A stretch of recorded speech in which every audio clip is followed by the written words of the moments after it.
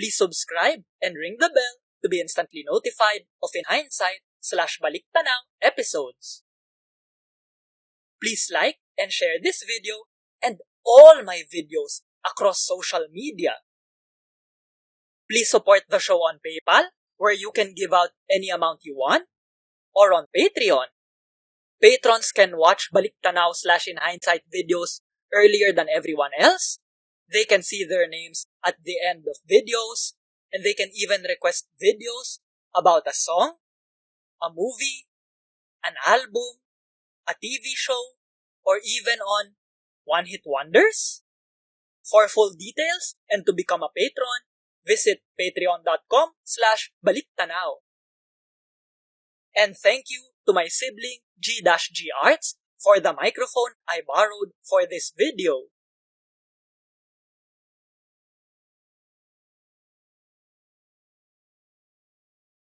Welcome, I am Emir, and let's look back in hindsight. I will be hitting 4 birds with 1 stone today. One-hit wonder, orig or original versus cover or remake, Law meets Balik Tanaw, and the fair use Saga. And all it takes is just 1 song. Pretty woman, walking down the street, pretty woman, the kind I'd like to meet, pretty woman. Before the hit movie, or the throwaway gag from Shrek 2, the golden bird, Little Mermaid, pretty woman, no, no, no, no, no. You see, ogres don't live happily ever after. Oh Pretty Woman was a hit song. Not Pretty Woman, but Oh Pretty Woman. But did you ever think, who wrote the song? What is the story behind the music? Who is the pretty woman? Is the singer, Roy Orbison, really a one-hit wonder? And how did Oh Pretty Woman lead to what I consider the most important case on copyright and free speech? Let's dive right in. Bill Dees and Roy Orbison, the singer, are credited as the writers of the song. In an interview with Andrea Seabrook of National Public Radio in 2008, Dees said, quote, "The first hit song that Roy Orbison had was the Everly Brothers recording of Claudette, which was actually about his wife. And they had been separated and divorced actually, and they'd gotten back together."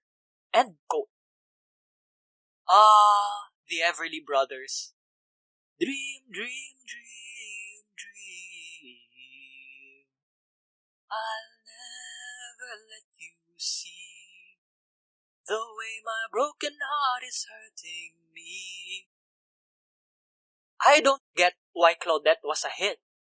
1, why would you call your partner a pet? 2, every time I hear Claudette, I remember, quote, "I got the results of the test back. I definitely have breast cancer." End quote. Oh wait, error 404. The room not found. Claudette was a hit, so Roy Orbison isn't a one-hit wonder, right? Well, it was a hit for the Everly Brothers, not Orbison. Second, a hit? Citation needed. The Billboard Hot 100 didn't exist yet. Billboard magazine didn't exist yet. These then continued, quote, "And then, when they got back together, he was just a changed person.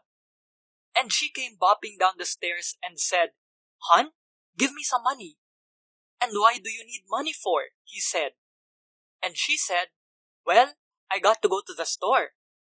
And as she walked away, they were like whispering and kissing, 'Bye,' away from me. And I stood up at the table. And he came back to the table and I said, 'Does this sound funny? Pretty women don't need no money.' And he laughed. And he sat down. He said that there's nothing funny about pretty women. And right away started, 'Pretty woman, walking down the street.' By the time she got back, we had it written. End quote. In an interview with Steve Pond of Rolling Stone, Orbison said, quote, "Even in Pretty Woman, it goes through a lot of emotions.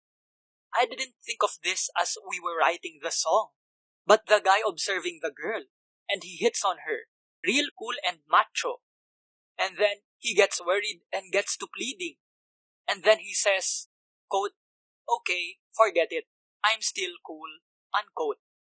And then at the end, she comes back to him, and he turns into the guy he really is, end quote."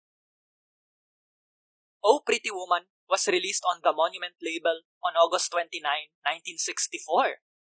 It wasn't just a quote hit unquote, based on the definitions I mentioned in my earlier one-hit wonders.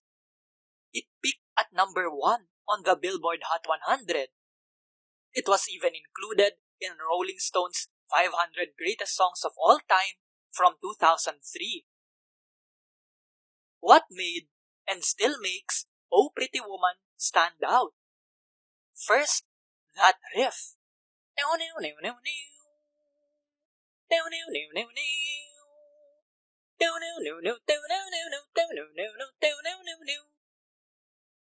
Tom Brahan on Stereo Gum wrote, and you know what I'm going to say.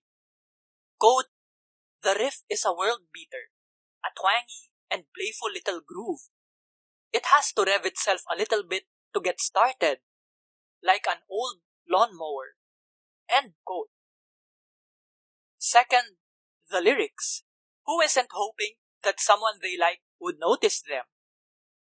I talked about a song like this before, so this idea isn't anything new. Remember, copyright only protects the expression, not ideas. If ideas were protected by copyright too, then I Want songs would have stopped coming a long time ago. Quote, "Pretty woman, stop a while. Pretty woman, talk a while. Pretty woman, give your smile to me. Pretty woman, yeah, yeah, yeah. Pretty woman, look my way. Pretty woman, say you'll stay with me." End quote. There's also a tinge of self-deprecation here. Again, nothing new. Quote, "Are you lonely just like me?" Unquote. Quote, "Pretty woman, don't walk on by. Pretty woman, don't make me cry. Pretty woman, don't walk away. Hey, okay, if that's the way, it must be okay." End quote. Self-deprecation, that always works. It worked for the Eraserheads. It works for Conan O'Brien, who I was watching while writing the script for this video. And guess what plays? Well, it's a nod to the movie, but still, what a nice coinkydink. Oh Pretty Woman reminds me of another one-hit wonder, Tal Bachman's She's So High. 'Cause she's so high, high above me. She's so lovely, she's so high, like Cleopatra, Joan of Arc, or Aphrodite. Both songs even end in the same way. Put the lyrics side by side, and you'll see it. The girl notices them, and talks to them, or joins them. Again, nothing wrong with that. Copyright law does not protect ideas. I explain further later in English, or I explained it already in Filipino. There are English subtitles there if you want to check it out. Don't worry. What happened next after Oh Pretty Woman? Let's backtrack a bit. Born in 1936 in Texas, the United States of America, Orbison started singing at a young age. His musical influences were, quote, Lefty Frizzell, Frankie Lane's pop hit Jezebel, The Odd Instrumental, and after the family moved to Wink in West Texas, Mexican music and the rhythm and blues songs that would soon coalesce into rock and roll. In high school, Orbison led a band called the Wink Westerners, later renamed the Teen Kings. A few years later, the group recorded Ooby Dooby, a nonsense rockabilly track written by some of Orbison's college classmates in a Dallas studio. End quote. Ooby Dooby became a minor hit, but Billboard didn't exist yet. So, citation needed. Orbison then wrote Claudette before moving to Monument Records, where, quote, Orbison's third Monument single, Only the Lonely, began a string of lushly arranged, inventively structured pop ballads. Running Scared, for instance, was a rock and roll bolero that slowly built to a pitch of lovers' paranoia before its dramatic, happy ending. End quote. Only the Lonely and Running Scared are both undisputed, quote, hits, unquote, based on definitions I showed before. So, Roy Orbison is not a one-hit wonder. But these songs, just like the Romantics' Talking in Your Sleep, seem to have been forgotten. There's no movie called Only the Lonely. You don't hear Running Scared on Shrek. Maybe Shrek 5? He has many other undisputed hits before and after Oh Pretty Woman. But that song was his peak. The Rolling Stone article by Steve Pond continued, quote, Orbison's momentum faded when he left Monument for a big money deal with MGM Records in 1965. Subsequent producers, it seems, didn't have the Fred Foster touch. The records were good, but not great. A movie for MGM, a Civil War musical titled The Fastest Guitar Alive, didn't do well. End quote.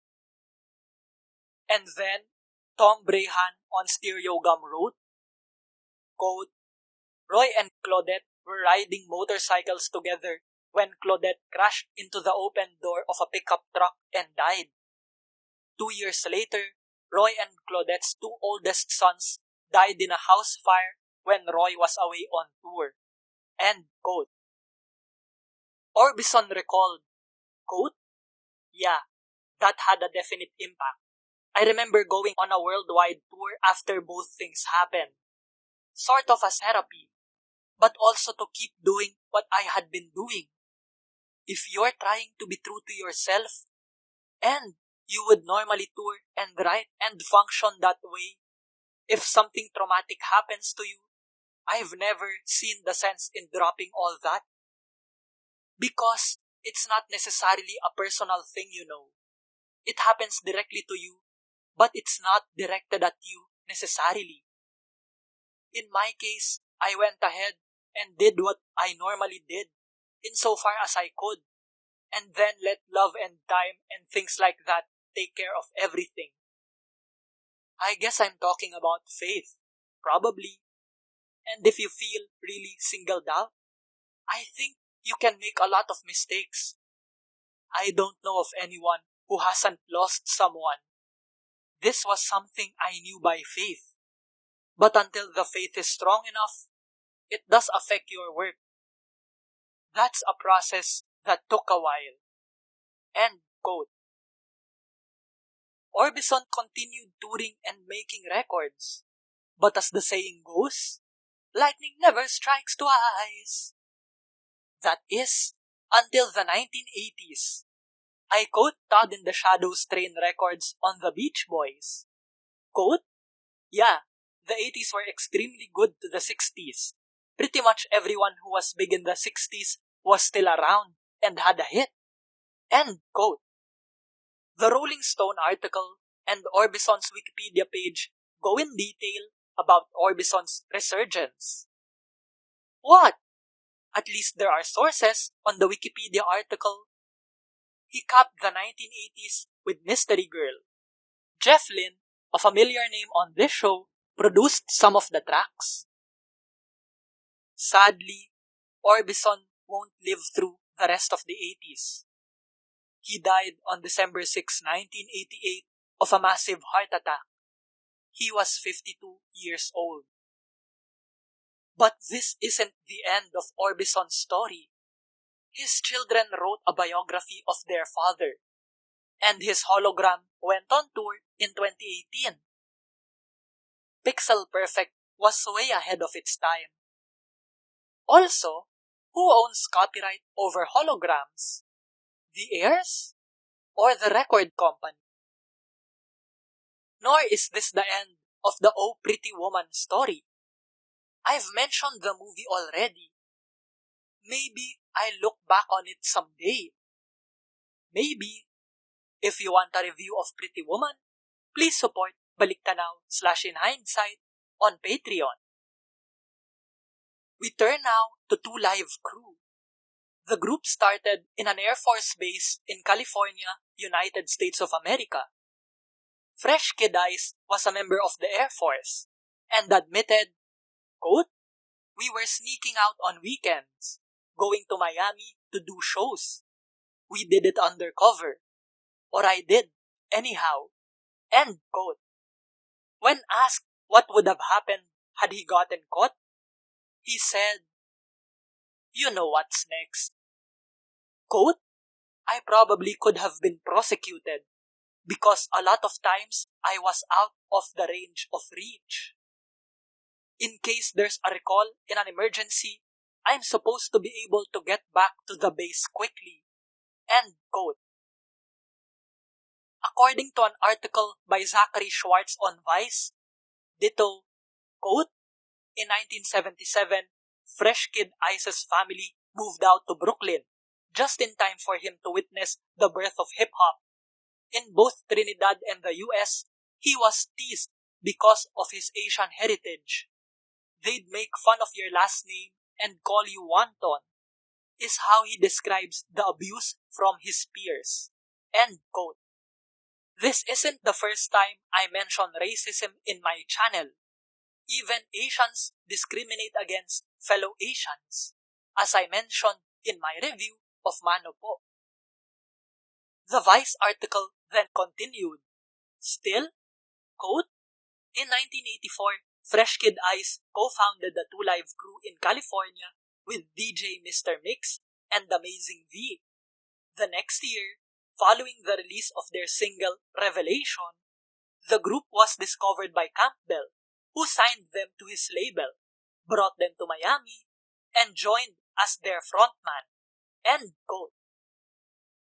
In an interview with Jess Serwer of Rolling Stone, Campbell, Uncle Luke, said that he joined the group because it was just, quote, "Hey, I like these guys. These are my homies." Unquote. "We had a bond, me and Chris, and founding member and longtime DJ, Mr. Mix, and Mark. I had no goals of being in the music business. I wanted to be a DJ and be a promoter. We started the record company together because we had to. We wanted to see this thing happen." End quote. Two Live Crew released its first album, To Live Is What We Are, in 1986, with titles like We Want Some Pussy and Throw the D. I'm guessing they want some pussycats and dogs. I still don't like dogs, by the way. Nor do I like cats. And I'm not talking about the musical. Nor am I talking about the movie. Their second album, Move Something from 1988, has S&M and I won't say that. And that's because of the N-word. When asked why X-rated lyrics became a thing, the group said, quote, "Fresh Kid Ice. We used to listen to the, quote, laugh, unquote, records, like Dolmite, Lawanda Page, Leroy and Skillet. Mr. Mix brought those in to flavor the records. Marquee. Or Marquise? Also, when Luke was DJing, there was always some sexual words in there. DJs would shout out obscenities and make references to girls' body parts. We want some pussy from Luke. He made that up in the clubs, and we made a record out of it. Uncle Luke. The first one was Throw That D. It was one of the first songs you could consider a Miami bass song. It had a Dolomite sample and the dance going with it. End quote. But the icing on the cake, yes, pun intended, is as nasty as They Wanna Be from 1989, and the clean version as clean as They Wanna Be. Do you want me to do a video reviewing one of these albums? If yes, then you can request it by supporting in Hindsight/Balik Tanaw on Patreon. I consider Two Live Crew as an icon of free speech for two reasons. One, obscenity. Put a pin on that for now. And two, let's now move into the fair use saga, our journey into fair use, which started in Japan and then continued to the Philippines. Our next stop, the United States of America. My dear viewer, you will see just how important fair use is. Please subscribe and ring the bell to be instantly notified of In Hindsight/Balik Tanaw episodes. Please like and share this video and all my videos across social media. Please support the show on PayPal, where you can give out any amount you want, or on Patreon. Patrons can watch Balik Tanaw/In Hindsight videos earlier than everyone else. They can see their names at the end of videos, and they can even request videos about a song, a movie, an album, a TV show, or even on one-hit wonders. For full details and to become a patron, visit patreon.com/Balik Tanaw. And thank you to my sibling G-G Arts for the microphone I borrowed for this video. First though, I'll put the disclaimer above, as usual. Warning, babala.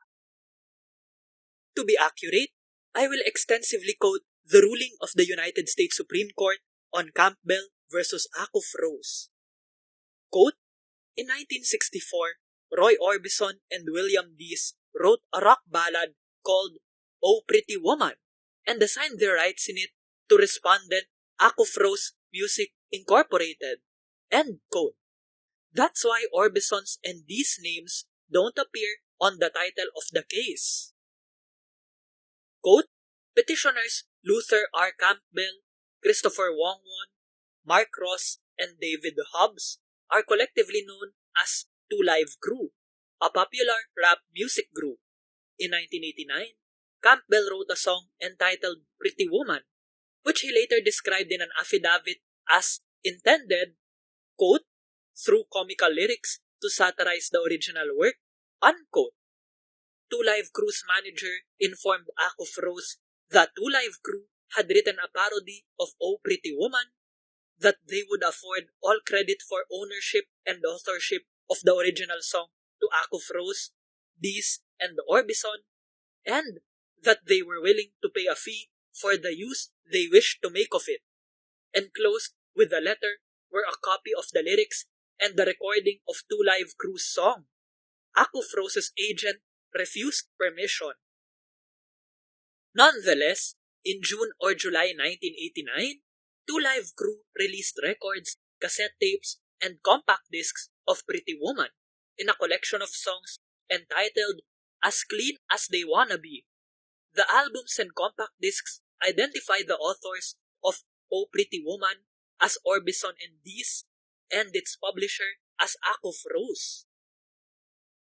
Almost a year later, after nearly 250,000 copies of the recording had been sold, Acuff-Rose sued Two Live Crew and its record company, Luke Skywalker Records, for copyright infringement. The district court granted summary judgment for Two Live Crew and held that Two Live Crew's song made fair use of Orbison's original. The Court of Appeals for the Sixth Circuit reversed and remanded. In sum, the court concluded that its, quote, blatantly commercial purpose prevents this parody for being a fair use, unquote, end quote. The Supreme Court of the United States, through Justice Souter's opinion, ruled in favor of Two Live Crew, but ordered that the case be remanded, meaning, quote, to send back a case to another court or agency for further action, end quote. Why did the Supreme Court rule this way? Quote, from the infancy of copyright protection, some opportunity for fair use of copyrighted materials has been thought necessary to fulfill copyright's very purpose, quote, to promote the progress of science and useful arts, unquote. U.S. Constitution, Article 1, Section 8, Clause 8.5. For, as Justice Story explained, quote, in truth, in literature, in science, and in art, there are and can be few, if any, things which in an abstract sense are strictly new and original throughout. Every book in literature, science, and art borrows and must necessarily borrow, and use much which was well known and used before, unquote. Similarly, Lord Ellenborough expressed the inherent tension in the need simultaneously to protect copyrighted material and to allow others to build upon it, when he wrote, quote, while I shall think myself bound to secure every man in the enjoyment of his copyright, one must not put manacles upon science, unquote, end quote. This is just the legal version for what C.S. Lewis of Narnia and Kanye West said, which I quoted in my review of the movie Urduha. Fair use, quote, permits and requires courts to avoid rigid application of the copyright statute when, on occasion, it would stifle the very creativity which that law is designed to foster, end quote. To my Filipino viewers, I hope you pay attention. The Philippine law on fair use is almost word for word copied from the United States. Back to the United States Supreme Court. Quote, the task is not to be simplified with bright line rules, for the statute, like the doctrine it recognizes, calls for case-by-case analysis. The text employs the terms, quote, including, unquote, and, quote, such as, unquote, in the preamble paragraph to indicate the, quote, illustrative and not limitative, unquote, function of the examples given, which thus provide only general guidance about the sorts of copying that courts and Congress most commonly had found to be fair uses. Nor may the four statutory factors be treated in isolation, one from another. All are to be explored, and the results weighed together in light of the purposes of copyright. The first factor in a fair use inquiry is, quote, the purpose and character of the use, including whether such use is of a commercial nature or is for non-profit educational purposes, unquote. The inquiry here may be guided by the examples given in the preamble to Section 107, looking to whether the use is for criticism or comment or news reporting and the like. The central purpose of this investigation is to see, in Justice Story's words, whether the new work merely, quote, supersedes the objects, unquote, of the original creation, or instead adds something new with a further purpose or different character, altering the first with new expression, meaning, or message. It asks, in other words, whether and to what extent the new work is, quote, transformative, unquote. Although such transformative use is not absolutely necessary for a finding of fair use, the goal of copyright, to promote science and the arts, is generally furthered by the creation of transformative works. Such works thus lie at the heart of the fair use doctrine's guarantee of breathing space within the confines of copyright, and the more transformative the new work, the less will be the significance of other factors like commercialism that may weigh against a finding of fair use. Suffice it to say now that parody has an obvious claim to transformative value, as Acuff-Rose itself does not deny. Like less ostensibly humorous forms of criticism, it can provide social benefit by shedding light on an earlier work and in the process creating a new one. We thus line up with the courts that have held that parody, like other comment or criticism, may claim fair use.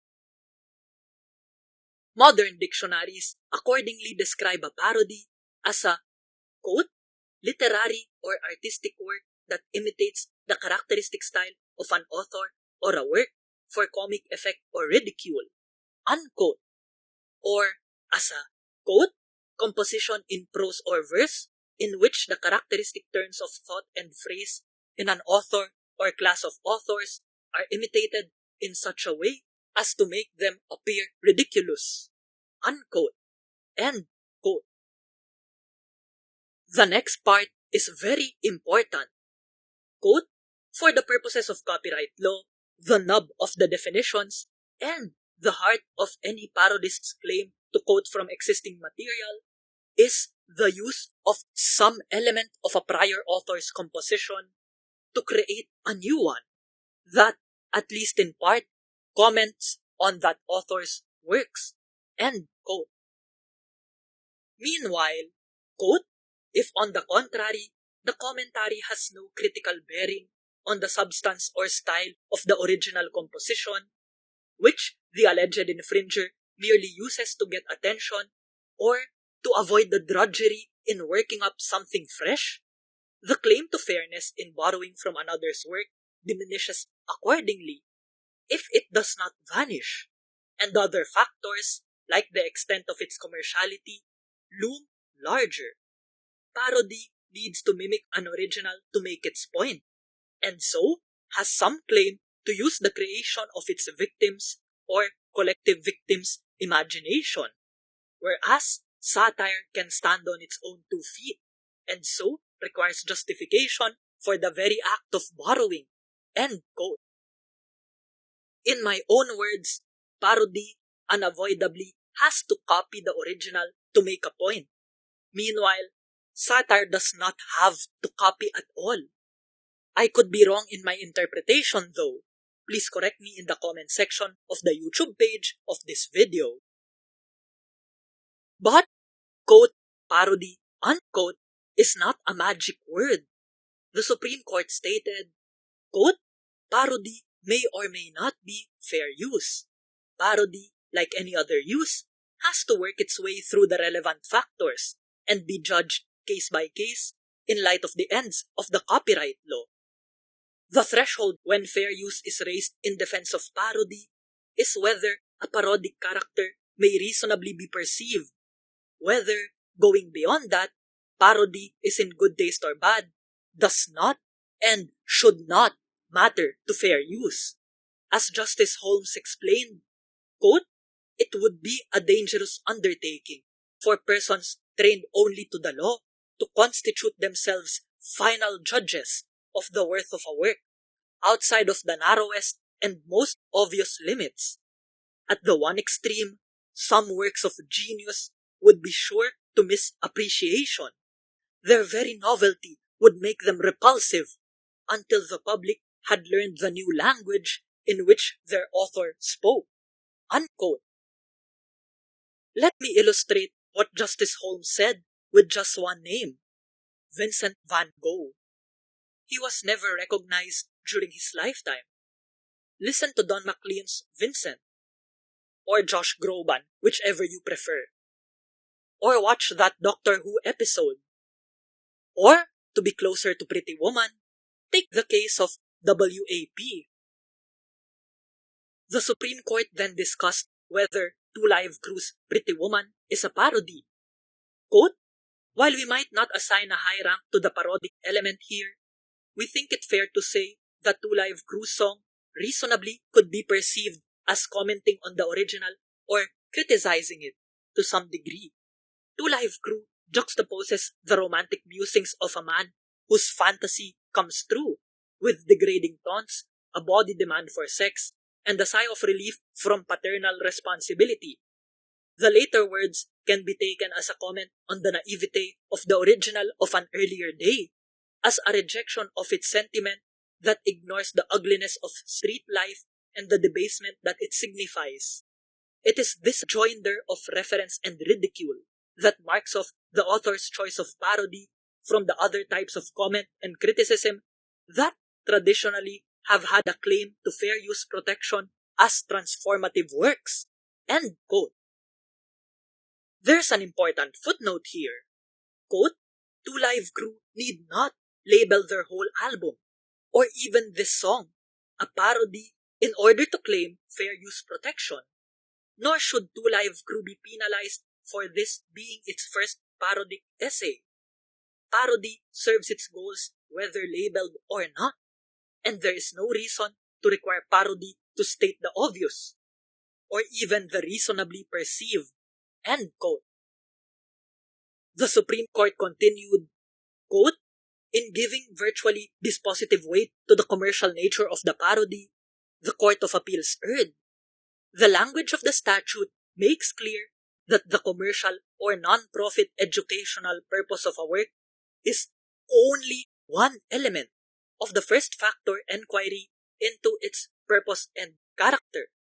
Section 107.1 uses the term, quote, including, unquote, to begin the dependent clause referring to commercial use, and the main clause speaks of a broader investigation into, quote, purpose and character, unquote. Accordingly, the mere fact that a use is educational and not for profit does not insulate it from a finding of infringement, any more than the commercial character of a use bars a finding of fairness. End quote. That's factor 1 over with. But we're not done yet. There's 3 more. Let's go back to the Supreme Court. Quote, the second statutory factor, quote, the nature of the copyrighted work, unquote, draws on Justice Story's expression, the, quote, value of the materials used, unquote. This factor calls for recognition that some works are closer to the core of intended copyright protection than others, with the consequence that fair use is more difficult to establish when the former works are copied. We agree with both the District Court and the Court of Appeals that the Orbison Original's creative expression for public dissemination falls within the core of the copyright's protective purposes. This fact, however, is not much help in this case, or ever likely to help much in separating the fair use sheep from the infringing goats in a parody case, since parodies almost invariably copy publicly known expressive works. End quote. What's with the sheep and goat metaphor? I don't know, but in short, in parody cases, the second factor of fair use does not matter. Again, if I'm wrong, please correct me. Next, quote, the third factor asks whether, quote, the amount and substantiality of the portion used in relation to the copyrighted work as a whole, unquote, or in Justice Story's words, quote, the quantity and value of the materials used, unquote, are reasonable in relation to the purpose of the copying. Here, attention turns to the persuasiveness of a parodist's justification for the particular copying done, and the enquiry will harken back to the first of the statutory factors. For, as in prior cases, we recognize that the extent of permissible copying varies with the purpose and character of the use. The facts bearing on this factor will also tend to address the fourth by revealing the degree to which the parody may serve as a market substitute for the original or potentially licensed derivatives. Parody's humor, or in any event, its comment, necessarily springs from recognizable allusion to its object through distorted imitation. Its art lies in the tension between a known original and its parodic twin. When parody takes aim at a particular original work, the parody must be able to, quote, conjure up, unquote, at least enough of that original to make the object of its critical wit recognizable. What makes for this recognition is quotation of the original's most distinctive or memorable features, which the parodist can be sure the audience will know. End quote. In short, a parody must copy a part of the original so that the audience easily recognizes what is being parodied. There is a limit to the copying in parodies though. Quote, once enough has been taken to assure identification, how much more is reasonable will depend, say, on the extent to which the song's overriding purpose and character is to parody the original, or, in contrast, the likelihood that the parody may serve as a market substitute for the original. But using some characteristic features cannot be avoided. We think the Court of Appeals was insufficiently appreciative of parody's need for the recognizable sight or sound when it ruled Two Live Crew's use unreasonable as a matter of law. It is true, of course, that Two Live Crew copied the characteristic opening bass riff or musical phrase of the original, and true that the words of the first line copied the Orbison lyrics. But if quotation of the opening riff and the first line may be said to go to the quote, heart, unquote of the original, the heart is also what most readily conjures up the song for parody, and it is the heart at which parody takes aim. Copying does not become excessive in relation to parodic purpose merely because the portion taken was the original's heart. If Two Live Crew had copied a significantly less memorable portion of the original, it is difficult to see how its parodic character would have come through. This is not, of course, to say that anyone who calls himself a parodist can skim the cream and get away scot-free. In parody, as in news reporting, context is everything, and the question of fairness asks what else the parodist did besides go to the heart of the original. End quote. What else did Two Live Crew do besides go to the heart of Orbison and D's Oh Pretty Woman? The Supreme Court stated, quote, it is significant that Two Live Crew not only copied the first line of the original, but thereafter departed markedly from the Orbison lyrics for its own ends. Two Live Crew not only copied the bass riff and repeated it, but also produced otherwise distinctive sounds, interposing quote scraper unquote noise, overlaying the music with solos in different keys, and altering the drum beat. This is not a case then where quote a substantial portion unquote of the parody itself is composed of a quote verbatim unquote copying of the original. It is not that is a case where the parody is so insubstantial as compared to the copying that the third factor must be resolved as a matter of law against the parodists. Suffice it to say here that, as to the lyrics, we think the Court of Appeals correctly suggested that, quote, no more was taken than necessary, unquote. But just for that reason, we fail to see how the copying can be excessive in relation to its parodic purpose, even if the portion taken is the original's, quote, heart, unquote, end quote. But, quote, as to the music, we express no opinion whether repetition of the bass riff is excessive copying, and we remand to permit evaluation of the amount taken, in light of the song's parodic purpose and character, its transformative elements, and considerations of the potential for market substitution sketched more fully below. End quote. In short, the Supreme Court ordered that the case be brought back to the lower court for the parties to present evidence on the issue of whether repetition of the bass riff is excessive copying.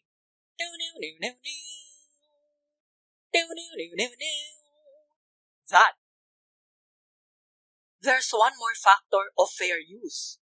Quote, the fourth fair use factor is, quote, the effect of the use upon the potential market for or value of the copyrighted work, unquote. It requires courts to consider not only the extent of market harm caused by the particular actions of the alleged infringer, but also, quote, whether unrestricted and widespread conduct of the sort engaged in by the defendant would result in a substantially adverse impact on the potential market, unquote, for the original. The inquiry, quote, must take account not only of harm to the original, but also of harm to the market for derivative works, unquote, end quote. What are derivative works? Section 101 of the US Copyright Act states, and, quote, quote, derivative work, unquote, is a work based upon one or more pre-existing works, such as a translation, musical arrangement, dramatization, fictionalization, motion picture version, sound recording, art reproduction, abridgment, condensation, or any other form in which a work may be recast, transformed, or adapted. A work consisting of editorial revisions, annotations, elaborations, or other modifications, which, as a whole, represent an original work of authorship, is a, quote, derivative work, unquote, end quote. Since fair use is an affirmative defense, its proponent would have difficulty carrying the burden of demonstrating fair use without favorable evidence about relevant markets. In moving for summary judgment, Two Live Crew left themselves at such a disadvantage when they failed to address the effect on the market for wrap derivatives and confined themselves to uncontroverted submissions that there was no likely effect on the market for the original, end quote. The Supreme Court ruled that the Court of Appeals erred in applying an evidentiary presumption that, quote, if the intended use is for commercial gain, that likelihood may be presumed. But if it is for a non-commercial purpose, the likelihood must be demonstrated, unquote. The Supreme Court stated, quote, no, quote, presumption, unquote, or inference of market harm that might find support in Sony is applicable to a case involving something beyond mere duplication for commercial purposes. When, on the contrary, the second use is transformative, market substitution is at least less certain, and market harm may not be so readily inferred. Indeed, as to parody, pure and simple, it is more likely that the new work will not affect the market for the original in a way cognizable under this factor, that is, by acting as a substitute for it. This is so because the parody and the original usually serve different market functions, end quote. The Supreme Court clarified, quote, we do not of course suggest that a parody may not harm the market at all, but when a lethal parody, like a scathing theater review, kills demand for the original, it does not produce a harm cognizable under the Copyright Act. Because, quote, parody may quite legitimately aim at garroting the original, destroying it commercially as well as artistically, unquote. The role of the courts is to distinguish between, quote, biting criticism that merely suppresses demand and copyright infringement which usurps it, unquote. The unlikelihood that creators of imaginative works will license critical reviews or lampoons of their own productions removes such uses from the very notion of a potential licensing market.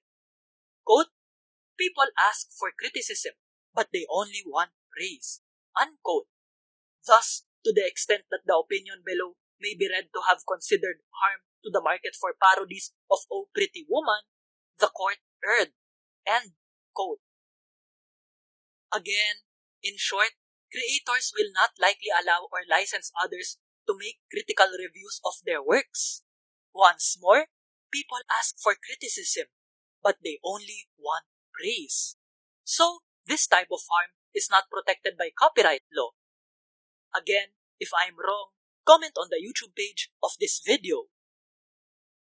Or, as Justice Kennedy puts it in his concurring opinion, quote, the court acknowledges it is legitimate for parody to suppress demand for the original by its critical effect, What it may not do is to usurp demand by its substitutive effect. End quote. The Supreme Court clarified, however, quote, in explaining why the law recognizes no derivative market for critical works, including parody, we have of course been speaking of the later work as if it had nothing but a critical aspect, i.e., quote, parody pure and simple, unquote. But the latter work may have a more complex character, with effects not only in the arena of criticism, but also in protectable markets for derivative works too. In that sort of case, the law looks beyond the criticism to the other elements of the work, as it does here. Two Live Crew's song comprises not only parody, but also rap music, and the derivative market for rap music is a proper focus of enquiry. Evidence of substantial harm to it would weigh against the finding of fair use, because the licensing of derivatives is an important economic incentive to the creation of originals.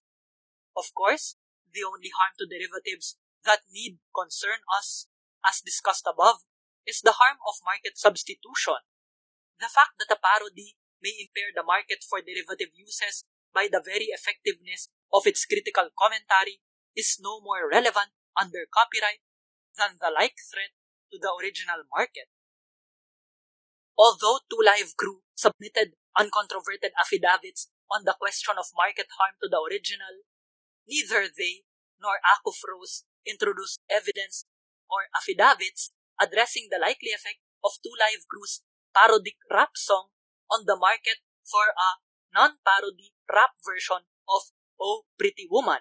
And while Acuff-Rose would have us find evidence of a rap market in the very facts that Two Live Crew recorded a rap parody of Oh Pretty Woman, and another rap group sought a license to record a rap derivative, there was no evidence that a potential rap market was harmed in any way by Two Live Crew's parody rap version. The fact that Two Live Crew's parody sold as part of a collection of rap songs says very little about the parody's effect on a market for a rap version of the original, either of the music alone or of the music with its lyrics. End quote. In short, both parties must present evidence before the lower court to show whether Two Live Crew's parody rap version of Oh Pretty Woman has a harmful effect on the potential market for a non-parody rap version. To summarize, these are all in my own words. 1. Parodies may be protected by fair use, even if the parody was released commercially. Whether or not a work is commercial is only one factor. 2. The important question when fair use is raised in defense of parody is whether a parodic character may reasonably be perceived, whether, going beyond that, parody is in good taste or bad, does not and should not matter to fair use. 3. The second factor of fair use, quote, the nature of the copyrighted work, unquote, is not much help in parody cases, since parodies almost invariably copy publicly known expressive works. 4. Parodies must copy the heart of the original work so that the audience easily understands what is being parodied. The question of fairness asks what else the parodist did besides go to the heart of the original. 5. Mere copying does not lead to the conclusion of market harm where the work involved is transformative. 6. Harm caused by parody, pure and simple, is not protected by copyright law. But a work which is not simply parody may have effect not only in the arena of criticism, but also in protectable markets for derivative works too.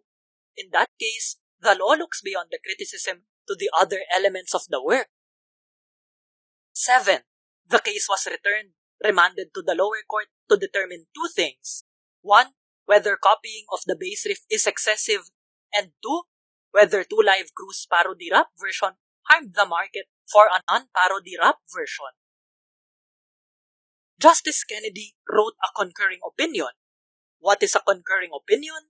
According to the Legal Information Institute of Cornell Law School, quote, concurring opinion or concurrence is the separate judicial opinion of an appellate judge who voted with the majority. Concurrences explain the appellate court, the appellate judge's vote, and may discuss parts of the decision, in which the appellate judge had a different rationale. End quote. According to Justice Kennedy, quote, I agree that certain general principles are now discernible to define the fair use exception for parody. He proceeds to summarize the decision of the court. If we keep the definition of parody within these limits, we have gone most of the way toward satisfying the four-factor fair use test in Section 107. More than arguable parody content should be required to deem a would-be parody a fair use. Fair use is an affirmative defense, so doubts whether a given use is fair should not be resolved in favor of a self-proclaimed parodist.